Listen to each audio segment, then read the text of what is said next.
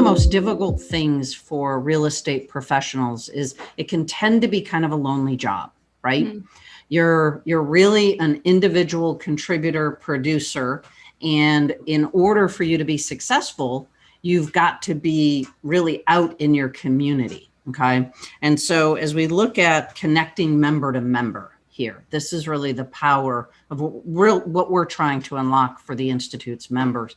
In that structure that you build, what are some hallmarks of the member to member communication? Like, why does that matter so much? And how do you solicit it and then really encourage it? So it's so important, because if we want to create something durable as an organization, then we can't just be sort of central hub of everything. We're the ones with all the knowledge and you don't have it and we're going to give it to you. That's not how organizations of the future work. It's not how great organizations today work. All of the people within the Institute have unbelievable personal experience in their work. And so connecting them to one another, it just explodes the amount of information that's actually valuable, not just random information. Right.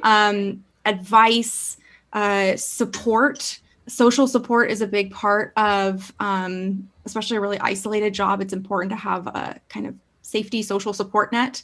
People can understand the specific issues that you're going through.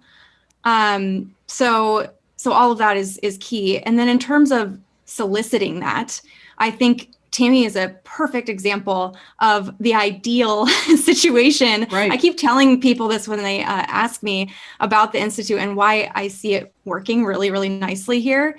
And part of it is absolutely Tami and the relationships that you have already mm-hmm. and the trust that you have built. Mm-hmm. So that's no mistake that you have spent years building those relationships and that now people are willing to step up alongside you. They believe in you and what you want to be building with them, and they believe in the purpose. So it's really, for Tami, it's about having to make a lot of asks, mm-hmm. hear no a lot or hear crickets a lot, and keep going and keep going. But it really kind of comes naturally in terms of knowing who to connect, right? A lot of people look at me as a connector. Mm-hmm. And so if someone asks a question, asks for advice, asks for input, mm-hmm. I think, I know somebody in another market who does a great job at this, and to be able to draw them into the conversation and make that member-to-member connection kind of as a facilitator. I really like that part. Well, and I'm going to embarrass you a little bit, but, we just get raves about how great you are as a teacher. Okay. And it's really a skill. And I think it's also a skill that you're kind of born with, right? Whether or not you have the heart of a teacher, and you really do. And so when we sat down together and said, how about this idea of being a community leader, right? It just made so much sense. But when we think about the community of real estate professionals, right? We've got this big, huge bucket of millions, literally, of people who have a real estate license.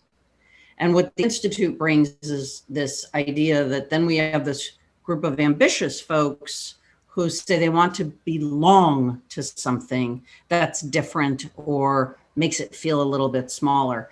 We'd be remiss if we didn't talk about the global pandemic that's kept us all in our home base and away from what really people think about in the real estate profession as networking.